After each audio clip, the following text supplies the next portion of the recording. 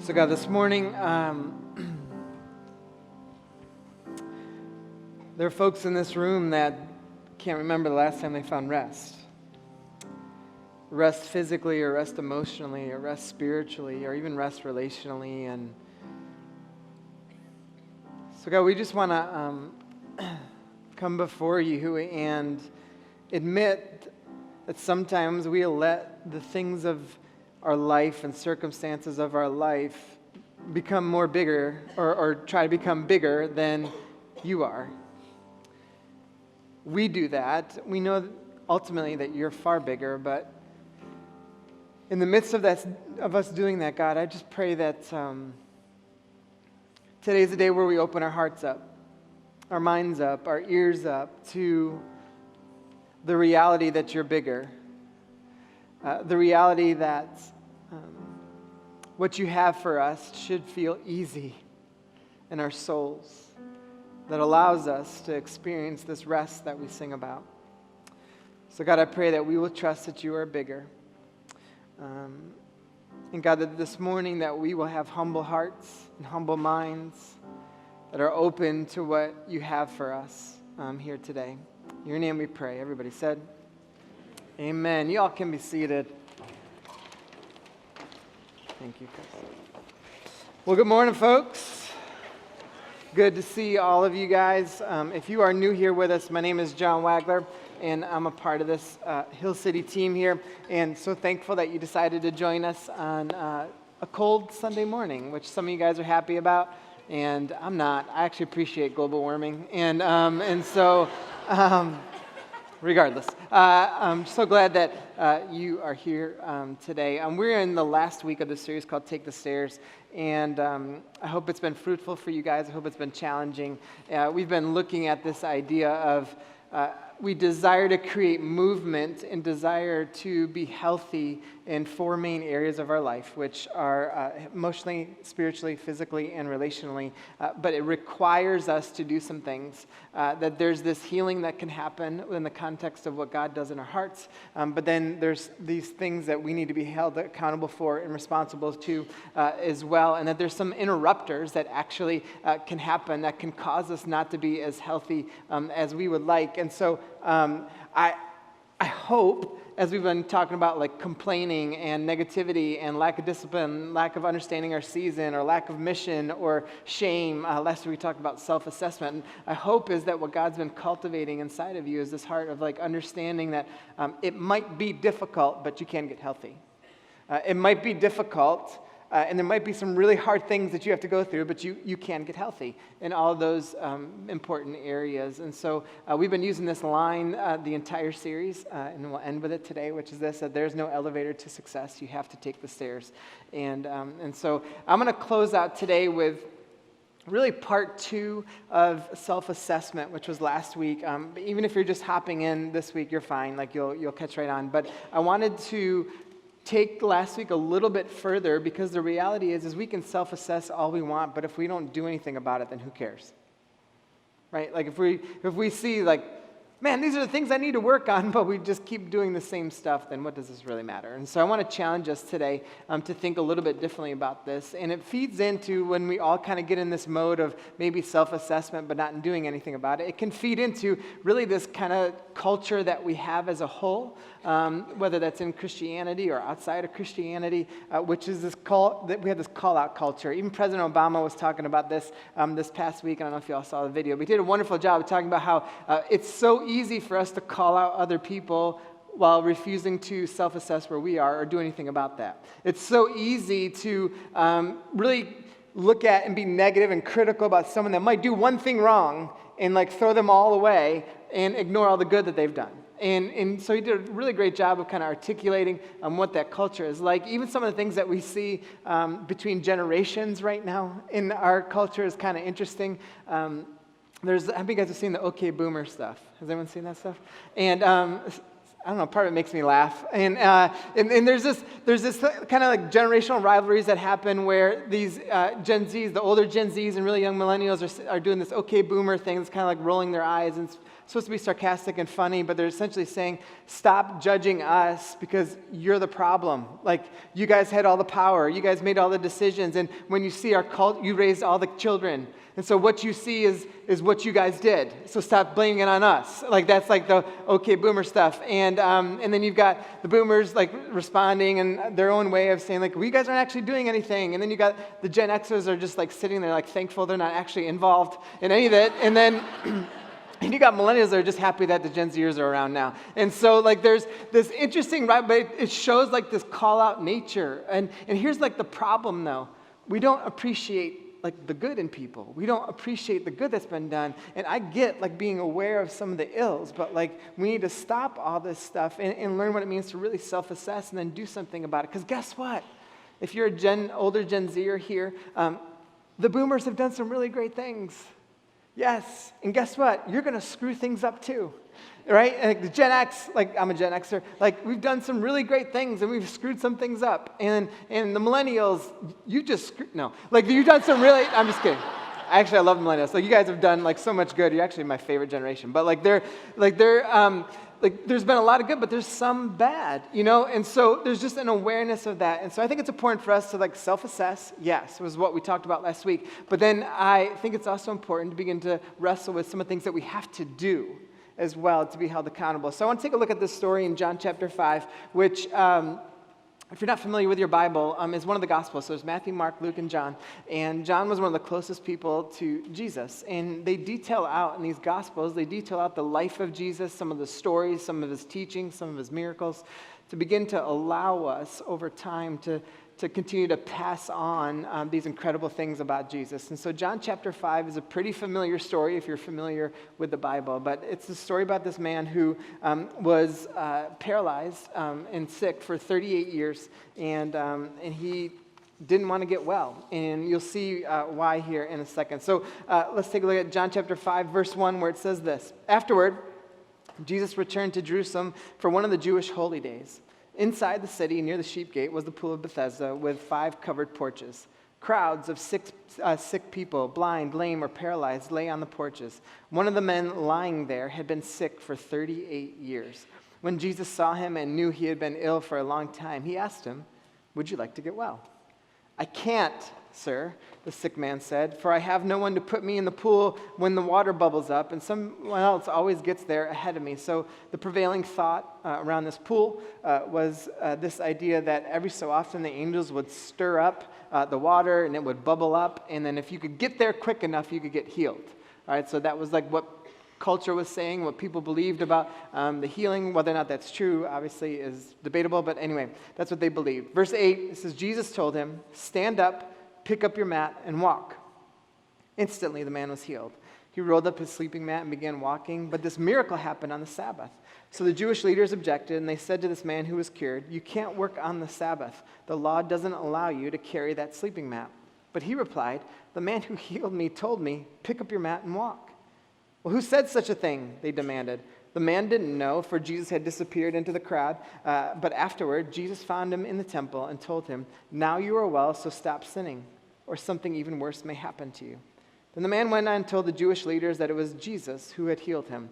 So the Jewish leaders began harassing Jesus for breaking the Sabbath rules. But Jesus replied, "My Father is always working, and so am I." So the Jewish leaders tried all the harder to find a way to kill him. For he not only broke the Sabbath, he called God his Father, thereby making himself equal with God. So there's a lot in this chapter, and I could probably do a 6-week series on this chapter just in and of itself, but I want to highlight a couple of big questions that allow us to kind of engage this idea of what do we do after self-assessment. And the first thing is this, and the first question I think is important, is really what Jesus asked this man is, do you really want to get well? Do you want to get well? We've been in this series for 8 weeks. 8 weeks is a long time. 8 weeks is a long time to begin to reflect and assess and come up with maybe some new habits, some new disciplines, some new things that could push us in a different direction in our life. 8 weeks is a lot of time to maybe end a relationship we shouldn't be in, or friends we shouldn't be around. 8 weeks is a long time to maybe start carving out different ways to get healthier physically. 8 weeks is a long time to start investing in maybe some emotional health and learning some of the ways that we're wired and some of the reasons that we are the way that we are. But the question is after 8 weeks, what have you actually done? If you've been here for 8 weeks in this series and we said, do you really want to get well? And you said, yes, I want to get well. But then 8 weeks later, here we are. Now, some of you guys are just coming in at week 1 and you're like, thank God. Like, this is fine. This is all I know, right? Like, so, but how have you, like, what have you done? What have you done in those areas that when we went through and started talking about negativity? What have you done? When we talked about shame, what have you done? Do you really want to get well? Or do you want to just talk about it? Wouldn't it be cool if the rhythm was, man, we discovered that we really do want to get well, that we're unhealthy in an area, that we told that to ourselves and we understood that, then we confessed it to God that we're unhealthy and want to get healthy, and that we also confessed it to somebody else that we want to get healthy. Can you imagine a community of people who, when someone said this to you, how are things going? And you said this, I'm not good, I am unhealthy. And like, what do you mean you're unhealthy? I've been thinking that I really need to get well in this area of my life, and I'm discovering that I've been saying I want to, but I actually don't do anything about it. Can you imagine the difference what happened in our communities? Can you imagine the conversations that would come after that? Can you imagine as people started to kind of gather around each other and like, hey, Susie's not doing well. And she's like, I'm not. Like, I'm not well. Like, I'm emotionally all over the place, and physically, I really need to get healthy. And the community around her is like, let's help Susie get healthy. And then Mike's like, I'm not well either. A man saying you're not well? Yes. A man is saying he's not well. And he's like, I need to get healthy here, and I need help here. What if we did that? See, we like to put on the front, and I get all that stuff, but do you really want to get well? That's what Jesus is asking this man. And it's the same thing that he's asking us. So in whatever area you're unhealthy, if you're looking at your relationships right now, or your emotional health, or your physical, where you are physically, or where you are spiritually right now, do you actually want to get well? It's important to answer that. Because if you actually want to get well, then you will do something about it. You'll start figuring out. And listen, I do think that there are some reasons why it's hard to start. I think one of the reasons, and actually I think sometimes the biggest obstacles are actually that we can face in this, is that there are people, places, and perspectives that are too familiar.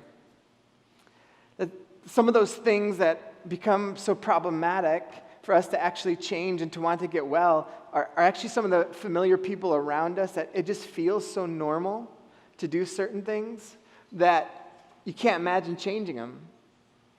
You can't imagine being around different people. You can't imagine, thinking differently. You don't even engage it. You're not even curious. You can't imagine like not going to that place, whatever that place is.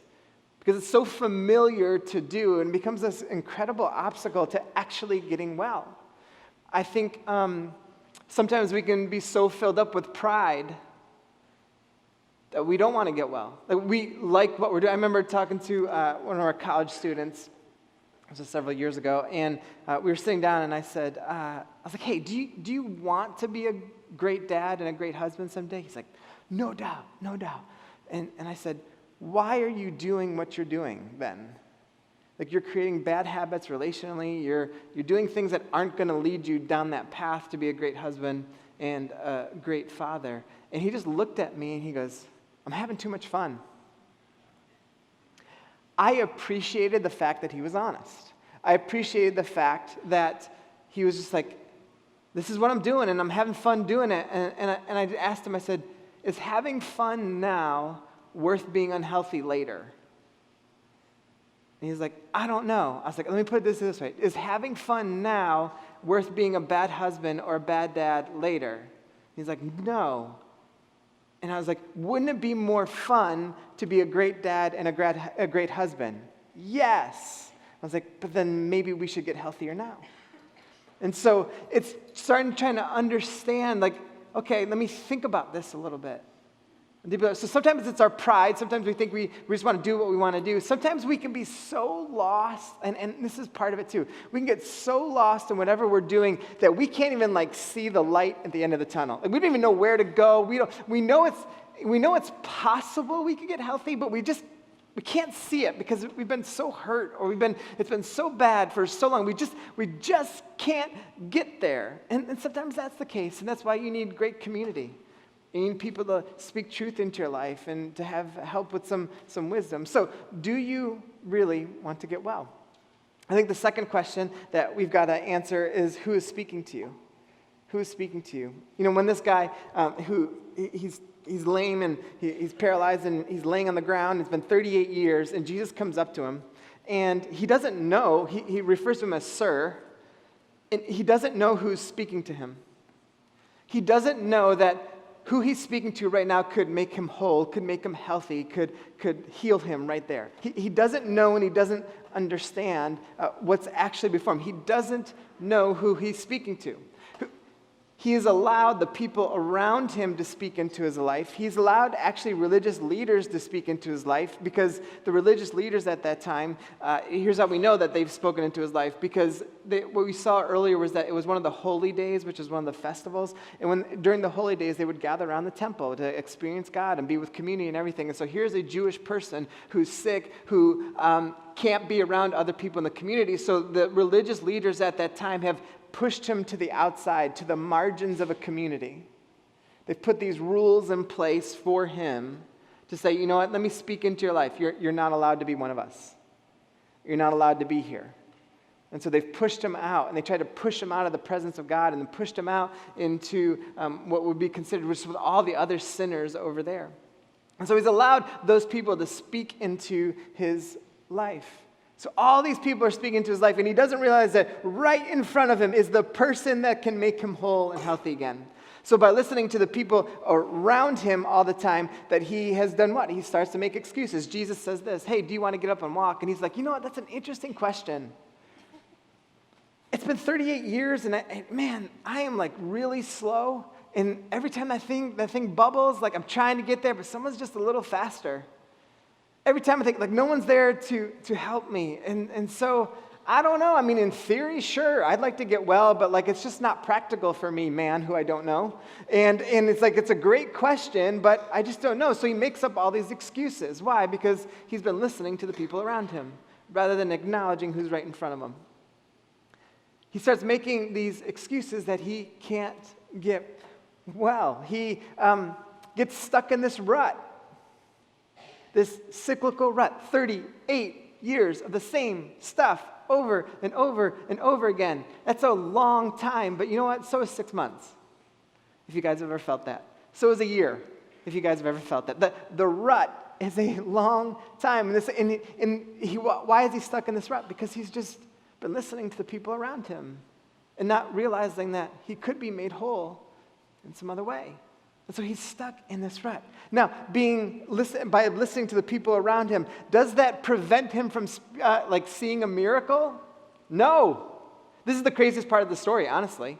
Because you would think Jesus would say, like, do you want to get well? And he would say, absolutely, I want to get well. And Jesus is like, no, you're healed. And everyone's like, yeah, right? But here's what happens. Jesus says, do you want to get well? And he makes his excuses. And Jesus is like, forget it. I'm going to do it anyway. And heals him. What does this mean? We just sang about it, that Jesus is bigger. He is bigger than our doubts. He's bigger than our excuses. He's bigger than our fears. He is bigger than the religious system. He's bigger than the voices that are speaking around you that you still are listening to. He is bigger than it, and he wants to show it. Isn't it crazy that this man was in the presence of what could make him healthy, and he didn't realize it? Isn't it crazy that this man was in the presence of someone speaking to him, that can make him whole, that can allow him to walk and jump and dance and all those things again, and to really experience life. Isn't it crazy that he was in the presence of God and he didn't know it? But how often do we do the same thing? How often do we say, oh, I can't ever get healthy. I won't ever get there. I won't ever do this. I can't possibly get there. And this whole time we're like, but you're in the presence of God. Why would you ever doubt it? You're in the presence of God. Why would you think that you couldn't be made whole? That you couldn't get healthy? That he isn't bigger than the problems that you're talking about? That he isn't bigger than whatever happened in your past? That he isn't bigger than the circumstances of life that have taken you so far down? That, like, why would you ever think that? Like, you're in the presence of God. You know, sometimes we forget that God can do miracles. Some of you guys are living, breathing examples of miracles. Some of you guys can't believe you're a Christian. I've said this before, like every time you walk into this room and you see me up on the stage, you should just go, miracle. And that's because like it's crazy that I'm following Jesus the way I do. It's crazy that I'm a pastor. It's crazy. It's truly a miracle that I'm doing this. But God can do miracles, but sometimes we forget that we're in the presence of God to do something like that. You know, I've heard people's stories where they've come here to this church, and there was a couple that was laughing really hard at this in the 8 o'clock, so I assume this was part of their story. Here's what I have seen repeatedly throughout time, that there would be people that come to this church on a regular basis not believing. But here's what, they really like the guy or girl they're with. Right? So they're all in on this, they just don't know about God. And they're thinking to themselves, I'm really in on this and would love to be on this for a long time, just don't know about this. And so they just keep showing up, right? They just keep coming. Because whether that guy or girl's like, hey, we're going to church, and I'm like, sure, I'm in, right? Because why? Because I want to be in there for life, right? Like that's like the whole thing. And so this happens, and all of a sudden, God does this miracle. And this person that did not believe now all of a sudden is like, I don't know, maybe there's something about this. I don't know, like, I'm feeling something. I don't know, maybe my life doesn't have any real purpose. Maybe what I live my life about isn't really hopeful. Maybe there's something more to this than I ever got. What is it? It's the presence of God creating a miracle in our lives, and sometimes we just forget that can happen. See, I actually don't believe that we'll fully get healthy until our trust is bigger than the thing that's making us unhealthy. Our trust in Jesus is bigger, like we just sang about, than the thing that's actually making us unhealthy. Too often, whenever it's making us unhealthy, we're like, it's just too much for me to bear. And I know things gets overwhelming. I get all that stuff. But man, shouldn't we trust that Jesus is bigger? We forget who we're speaking to. I think the Pharisees, they can forget who they're speaking to as well. And we see that too. And so we see this like kind of rhythm of like this man forgets who he's speaking to. And I do love this part where he does get healed. And after his physical healing, what does he do? He listens, he obeys, he trusts what Jesus is saying. But I do love this part of the story that we can gloss over pretty easily. But when Jesus says this, what does he say? He goes, stand up and pick up your mat. We live in a culture which is wonderful, and I'm all in on about emotional health, mental health awareness, about grace and like understanding like what's happening in your past and digging into like how your parents were and all these other stuff, the Enneagram stuff, and I'm all in on that stuff, and I love all that stuff, and I love the process that people have to go through, and sometimes it's long, and sometimes it's emotional, and all those things. I am all in on all those things. But I'm also in on sometimes you got to stand up and pick up your mat. It's this balance that's there that yes, you might be in a season that's really hard. And yes, you deserve all the hugs, you deserve the nice cards, you deserve all the things that are just trying to just help you through this season. And it's just like, we're with you. We're like, all right, like, yes, like we're with all those things. Like, yes to those seasons and yes to those moments. I'm all there. But then sometimes you just got to be able to be like, it's time to stand up. It's time to pick up your mat. It's time to grind it out a little bit. It's time to do the hard work. It's time. So it's this balance. And sometimes we go too far one way. Like sometimes we're too much on the suck it up part and we have no emotion. We have no compassion. We have no empathy. We have no grace. And we hurt a lot of people. And sometimes we go too far on the other side too, where it's all emotion and it's all feelings and we have no grit, we have no grind, and we don't trust Jesus and we get stuck in a rut. And so it's this blend that we've got to like begin to establish. And you might be thinking like, which one do I need? I don't know. I don't know all your stories. But you got to start asking yourself, do I really want to get healthy? Because if you really believe you want to get healthy and you start doing the things to get healthy, here's what you'll start discovering. You know what? I need a little more time here. I'm not quite there yet to stand up. I'm not quite there to pick up my mat. But then you also might realize, oh my gosh, I've been stuck in this rut for so long, and it's because of part of my doing. Sometimes you need to be told you're not doing your best. Sometimes you need to be told your decisions are the problem.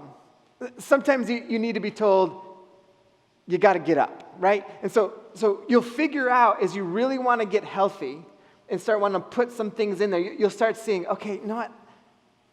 I got to grind it out a little bit more, but I'm not fully there yet. I've got some emotional time that I got to get through. That's great. But then sometimes you're going to discover, oh my gosh, I've been stuck here and it's my bad. I can get up out of here. How do I get up out of here? I'm going to trust who I'm speaking to because I believe God can make me whole and healthy again. And I'm going to grind because of that. And that's what starts to happen.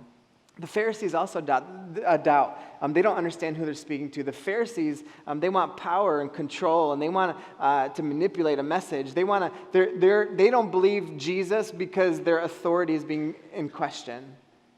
They don't believe Jesus and who he says that he is, and they end up wanting to kill him. Why? Because he equates himself to God the Father.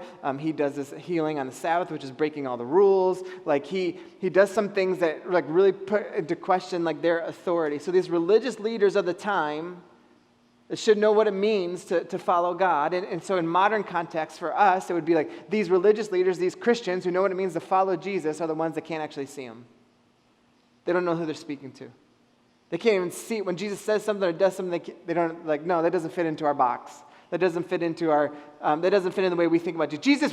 Jesus would never save him. Like, even the stuff like we see with Kanye right now. Like, people are like freaking out over Kanye one way or the other. I'm like, let's be clear. Like, Jesus has done some radical things before. Are you telling me that he couldn't do it again?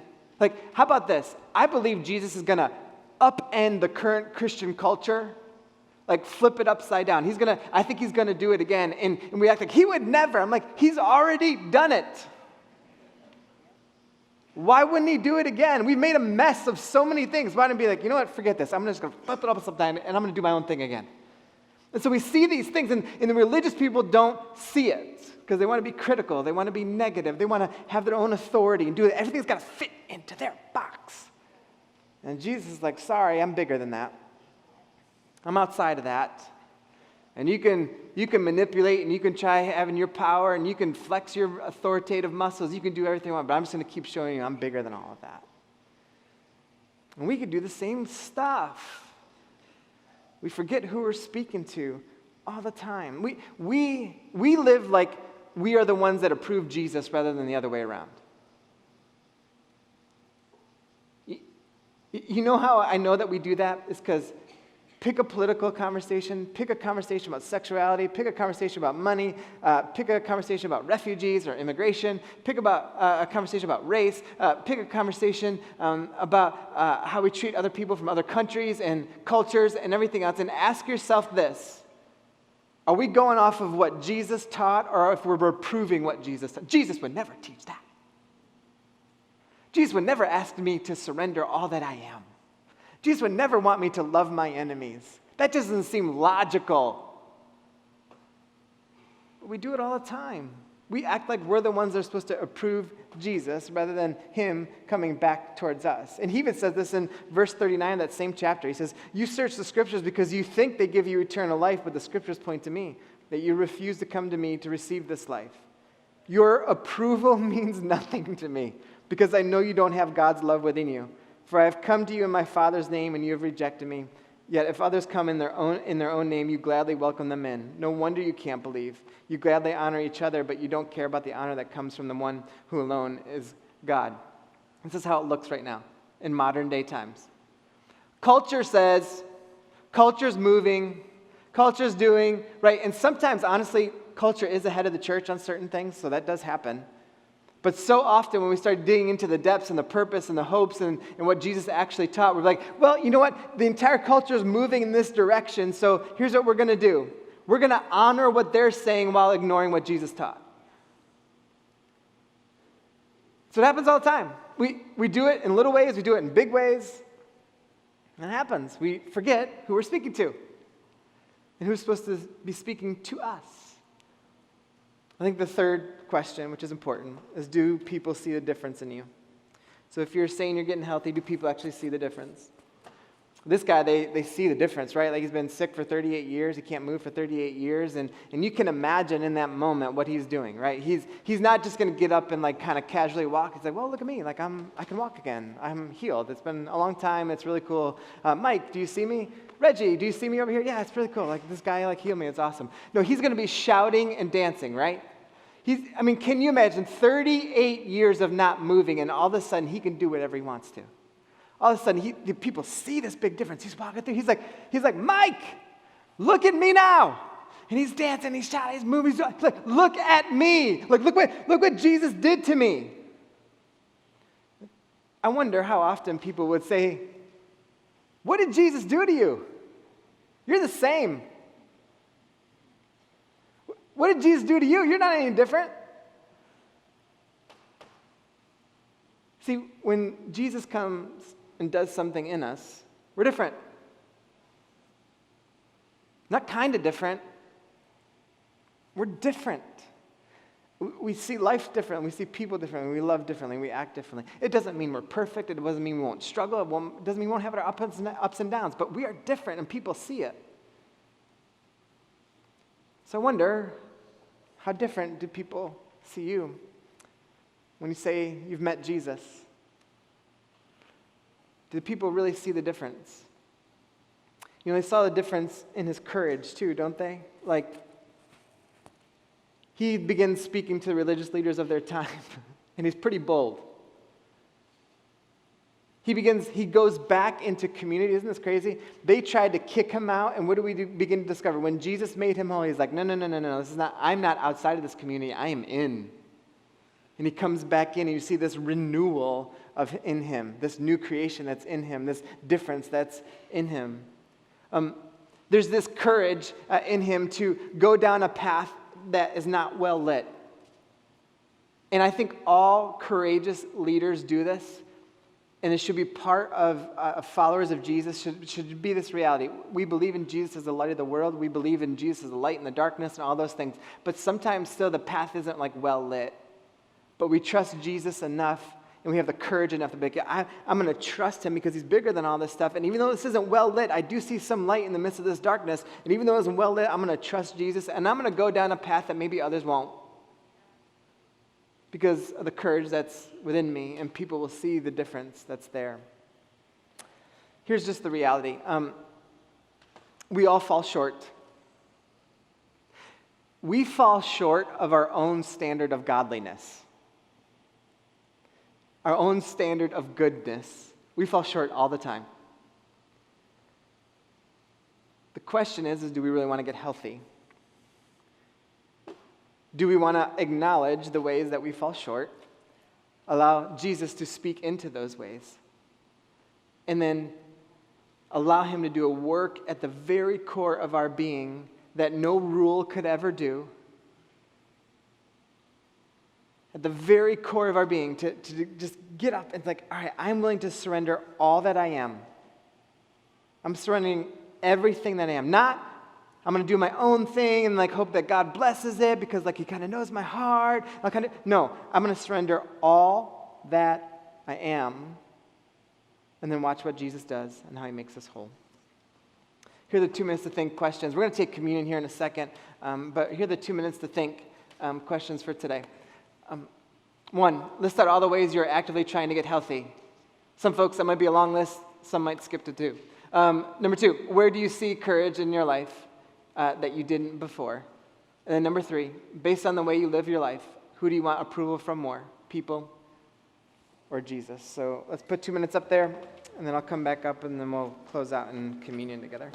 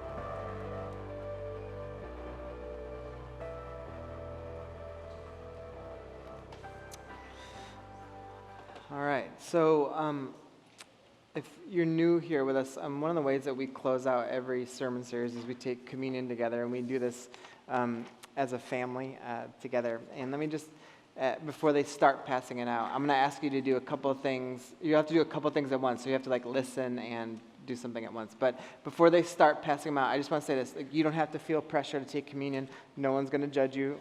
If you decide not to take communion, this is for folks that believe in Jesus and consider themselves followers of Jesus. And so we do this as a way to kind of remember his death and resurrection in our lives. And so as they hand out, if you don't want it, just go ahead and pass it on. A couple other things is the bread's gluten-free and it's juice, not alcohol or wine. So I know that matters for some folks. So as they go ahead, they're going to start passing it out. I want you guys to kind of listen as they're passing things out too. What you're about to do is something that's been done for thousands of years together. It is a way for us to pause. We don't rush through this. When you get the bread and the juice, just hold them, and I'll pray us through this and walk us through it. But it's this really cool moment, and this is why we don't ever want to make it a habit or just kind of flippantly go through this. But you're doing something that has been done for a couple thousand years. And you're doing something that the early Christians would do in the midst of being persecuted. And they would literally do this. They would gather around a table. They would break bread together. They would drink wine together. And they would have this moment in remembrance of Jesus and his death and what that meant. And that allowed them to actually say okay, I know we're probably going to get killed, but this is worth it. And so it's this powerful thing that we get to kind of participate in and almost echo what was going on before that. And so when we hold these elements, this is why it's this moment to say okay, this symbolically represents his blood and his and the brokenness of his body, and I just want to take this part in together. And so what I want to ask you to do, when you get it, just hold it and pause for a second. And the reason why we want to do that is just to give a moment of just kind of reflection and give a moment of just calming our souls and our minds and begin to just make sure, okay, I I just want to be good here as I engage this together. So let's just, for about 30 seconds, we're just going to kind of be quiet, and then I'll pray us through this moment together.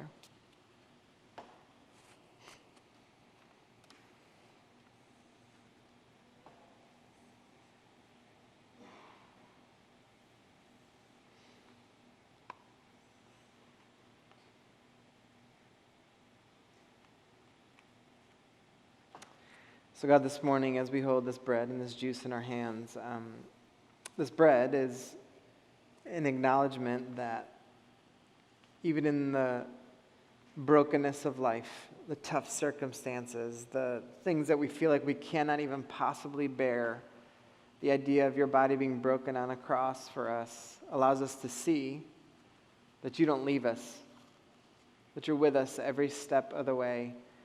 And you want us to see that in the midst of our brokenness, that there can be health and wholeness on the other end. So go ahead and eat the bread. And with this juice, God, we understand that it represents your blood on that cross. That was the sacrifice for our sin and the realities of your power and your victory over injustices and evil, and that there gives us an ultimate hope to look forward to. So go ahead and drink the juice.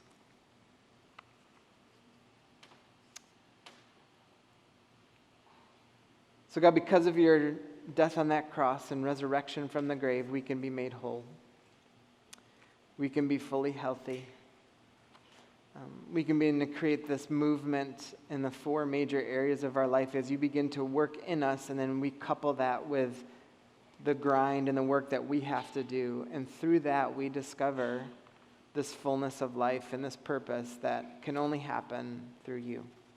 We thank you for all the work that you've done over these 8 weeks together in this series. In your name we pray, everybody said. Amen. All right, a couple quick things before you guys get out of here. One, if you would like prayer for anything, please stop by over here to my right. There'll be folks ready and willing and able and would be honored to pray with you about whatever's going on in life. The second thing is this, our partner spotlight. Because of your giving, we have the ability to be generous with partners, and our new partner spotlight is actually Night to Shine. How many of you guys have heard of Night to Shine? Yeah. So Night to Shine is a wonderful event, and it's from the Tim Tebow organization and everything, like the foundation, and it's a wonderful, wonderful night where folks with special needs essentially have like a prom, and it's like they get to walk down the red carpet, they get dressed up, they have this, they feel known and loved and cared for in a society where that's often not the case. And so it's this incredible ministry and really shows the love of Christ in such a powerful way. And we get to be a part of that. And so if you would like to be like a host or do hair or makeup or help with like anything in the process with any of it, please stop by and talk to them on your way out for the event. I think it's happening in February, March, if my memory serves me right. But they'll get you they'll get you on their email list and be able to get you involved with that, which would be awesome. And the second thing and last thing is this, that our share offering is coming up in 3 weeks, which is our above and beyond giving that we do, where we ask you, everyone to participate, where it's like, hey, if you have your normal giving, and we just ask you to go above and beyond, and the ultimate goal is that above and beyond is 1 day's wage, and if you can't get there, just do what you can, but we would love everyone to participate in this. And if you've never given, this is like a great time to start. And what we do is we take all the money that comes in that day and we give it all away. And we give it all away to our partners, and last year was about $140,000, and this year we're hoping and praying for bigger things. And I just wanted to highlight, some people ask, what's my 1 day's wage? If you make $15,000, it's $57. If 30, you make, it's $115, 60, it's $230, 80, it's $307, 100,000, it's $384, 150, it's $576. So again, we want everyone to participate and be a part of that. It's an exciting time to just be able to give the money away. And the last thing, this is the last thing. Christmas is upon us, and it's coming fast. We're doing all the prep work for it, and we're really excited for this Christmas season. What's really cool now is we've kind of crossed over where the first couple of years during Christmas, like our attendance would go up a little bit, but not a ton, and it was because like folks were kind of going back to their home churches or going to like maybe some larger churches, whatever. But now it's kind of reversed, and people come to ours, so it's like super fun. And so we'll we'll see, probably an extra 1,500 people or so come through the doors this Christmas season. And that happens because you guys invite people. All right, so this isn't like a magical thing that happens. It's because you are actively inviting people to come to church. We've got the Christmas season, people are most likely to come to church. They're most likely to say yes to you during Christmas. So you'd be like, hey, do you want to go somewhere on Christmas Eve? And they'll say, I got to go somewhere. Right, this is the most likely time someone's going to come to church. And so be bold and start asking people now. And we're going to help you. We're going to do some things to help you with that too over the next couple of weeks. But I just want to give you guys like a heads up on the times. December 23rd, Monday night, we're going to do one at 7 o'clock here. Then on Christmas Eve, we're going to do 11 o'clock, 4 o'clock, and 6 o'clock. All right, so Monday night, the 23rd at 7 o'clock, and then on Christmas Eve, 11 o'clock, 4 o'clock, and 6 o'clock. Here's my other ask. We would love for people to attend one and serve at one. Here's why. I just want us to have bigger vision for what this time is. I get everyone's busy during the Christmas season, but how cool is it that we would have the opportunity to serve people that are coming through that never stepped foot in this church, that we have the opportunity to help welcome people in, expose them to the message of Jesus, and expose them to what we consider to be such a loving and fun community at Hill City. And so whether that's serving with kids or serving on hospitality or guest services, whatever, but we're going to send something out for folks to sign up for that too. And so even if you've never served before, we'd love for you to just kind of hop in, attend one, serve one. It'll be awesome. And you can be a part of someone's story coming to know Jesus this Christmas season. So thank you guys so much. We will see you all next week.